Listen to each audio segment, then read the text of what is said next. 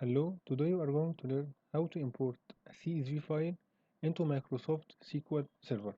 First of all, if you want to import a CSV file, you should know that a CSV file is actually a table, and you cannot import a table without having a database.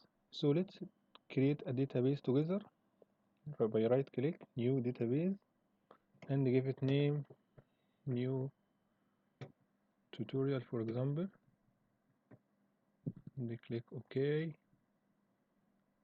And here it is. Now we want to create or import our CSV file by right click and choose tasks and import flat file. Click next, browse, choose your CSV file. Here it is. Click next,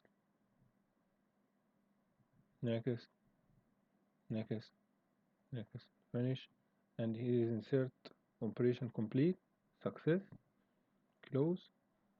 And if I refresh my database and click on tables, I will find my table here, and if I want to view it,